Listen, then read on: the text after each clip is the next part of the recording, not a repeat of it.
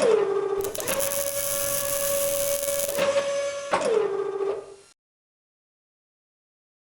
ready? Ready? Ready? Ready? Ready? Ready? Ready? Oh, man! Sorry, I had to do it to her.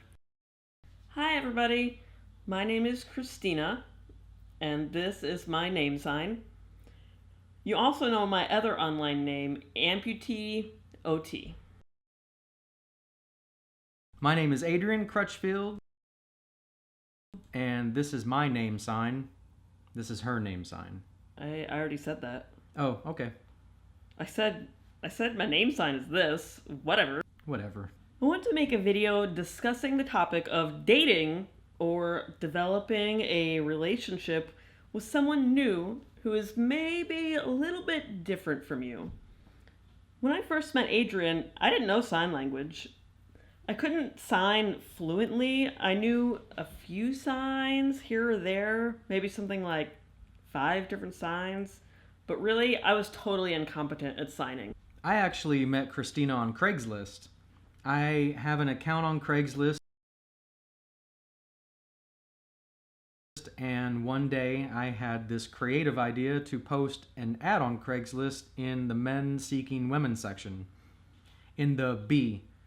No, I mean in the title section of the ad on Craigslist, I said basically, hey, I'm a guy looking for a girl, and oh, by the way, I'm deaf. I identified myself as deaf intentionally. About a day later, she emailed me and said, hey, I'm interested in chatting with you. I think it's cool that you're deaf. Let's talk a little bit online before we meet in person. So something like 4 days later, wait, is that right? I guess, I'm not sure. Okay, maybe it was July 23rd or something, we started talking. Later on July 27th or whatever, I think, we met in person. I had no idea she was an amputee. She showed me her leg and I'm like, huh, okay then. Well, we just sort of openly discussed it.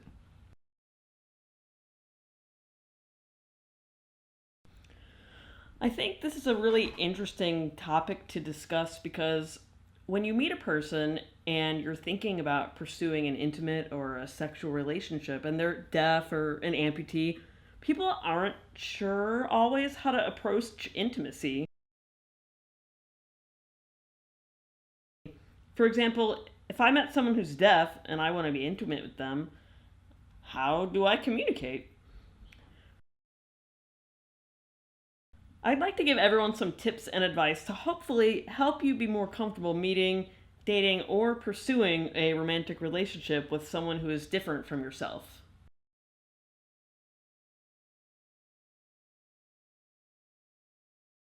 This isn't my first time I've been with a hearing woman.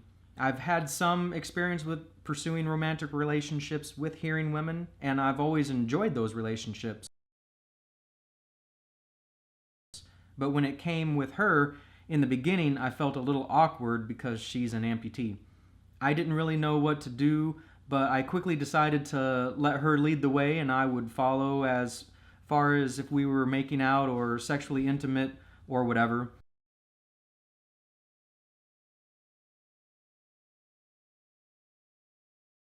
The first time we were intimate together, we were making out, and I'm like, well, I'll just let her do what she's going to do, and I'll learn something interesting from her. But really, it was fine. I wasn't bothered by her amputation at all.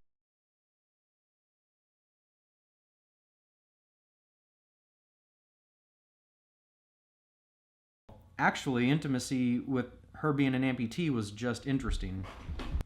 Why was it interesting?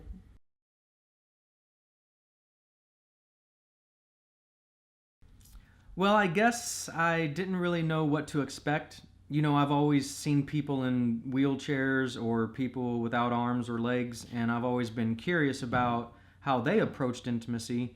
Like, for example, there's this movie, I've forgotten the name of it, but in it there was this guy with a disability who used a wheelchair, and he had sex with this able-bodied woman. She wasn't an amputee or anything like that. She could walk. And I sort of translated that to my own experiences and thought, If I were in that situation and I were with a woman who had a disability, like maybe she was an arm amputee or didn't have legs or something, what would I do? I was curious about it and interested. So the first time I met her, the first time we made out with her, I was like, huh, okay. So that's why I said it was interesting.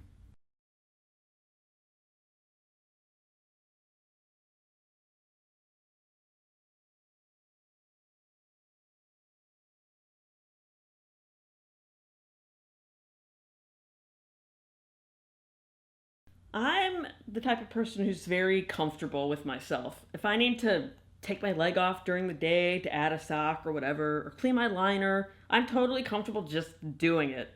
It doesn't even matter where I'm at. Like, if I'm at a restaurant or a mall or the store, if I need to take my leg off, I will. I'll just sit down somewhere and rip my leg off like it's no big deal. I don't care.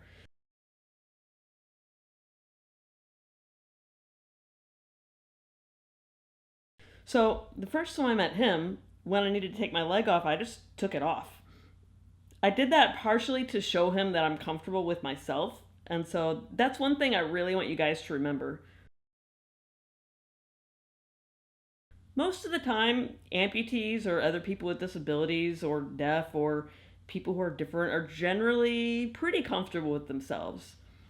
And if you follow their example, then that will lead you to be more comfortable with them. Like, he's deaf, he knows how to communicate with hearing people. I'm hard of hearing. When I met him for the first time, I wasn't sure how to communicate, especially regarding intimacy, but I realized pretty thoroughly that he knows how, and he would show me how to communicate. So if I'm not sure what to do, he'll show me. The first time I met him, I was thinking, okay, so I haven't learned sign yet. What did I do though? I used my text app on my phone. I typed out what I wanted to say and I showed it to him. But it's not like the entire time we were intimate with each other, we were passing the phone back and forth. Instead, we were using the phone for anything we couldn't communicate non-verbally, and then we just set it aside. Really, though, that's essentially the same as when two hearing people get together. You don't talk to each other the entire time. Instead, you use a mix of body language and verbal communication. You wouldn't be talking the whole time while you're making out, right? You talk, discuss whatever you want, and then the verbal communication tends to decrease as you communicate more with body language. Hearing people aren't having deep discussions while making out. Christina and I are strongly connected and excellent communicators as long as we both understand things clearly. That's one thing that is really important. Christina started out learning single words and short phrases, and over time her fluency improved. At the same time she was learning ASL, our relationship was growing. So it's as if we were both developing at the same time. That process helped us both be really comfortable with each other.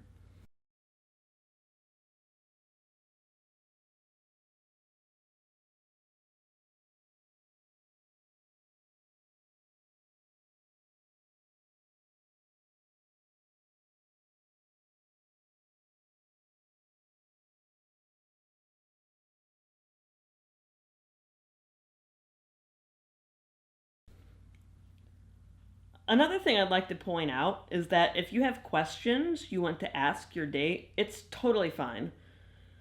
Most of the time, people with disabilities or people who are deaf are used to having people ask them a lot of questions. Really, it's totally okay. Like, for example, maybe you're dating an amputee and you want to know if they're going to take their leg off or keep it on while you're being intimate.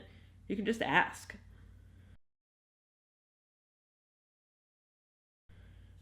Communication really is key. He and I developed our relationship by communicating all day. Wait, no. Every day. Right, so every day. When we first started dating, I couldn't sign. I wanted to learn, and I knew the more I learned, the better I would be at communicating with him.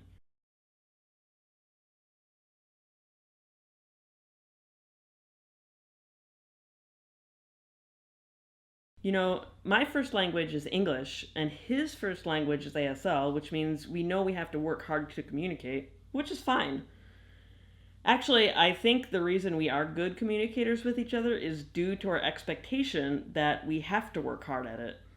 And to be totally honest, he communicates better with me than my past boyfriends.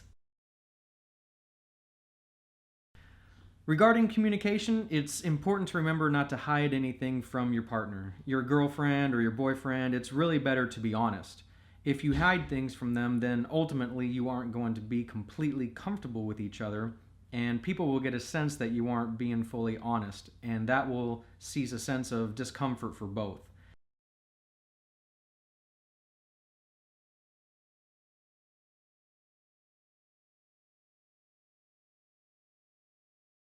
So you really have to work to confront those problems, to figure out what's wrong so you can figure out the reason.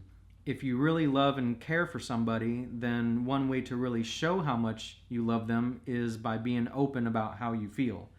By doing that, you can model openness and your partner to make them feel more free to be open as well. At the same time, it's important to let your partner express themselves without shutting them down. That way, you can both build your relationship on openness and the comfort in knowing you can feel free to express yourself. That's a good way to build a strong relationship.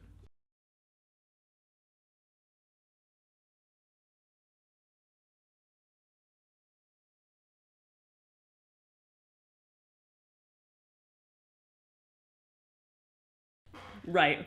I know sometimes if you're in some situation and you're not sure what to do, you can feel sort of awkward. And you have this little internal struggle where you want to say something, but you feel awkward saying it. What you can do is let your partner know you are feeling sort of awkward about something you ask, and really, they'll understand. That's because people feel awkward when they're having discussions. So, if you let your partner know, then you can improve your communication and by extension, your relationship.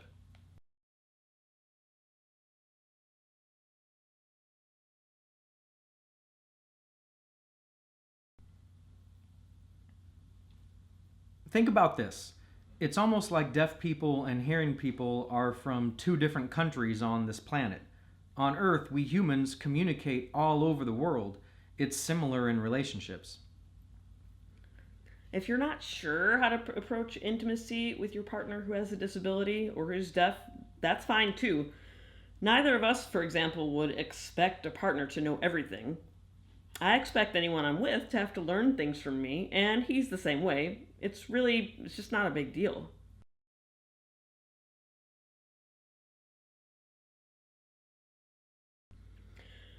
I know this sounds kind of simple, but really communication is key. Thanks for watching our ASL vlog. Have a good life. 2016. 2000 what? 2016. 2016? Yeah, 2016. 16. Yeah, 16. Get it?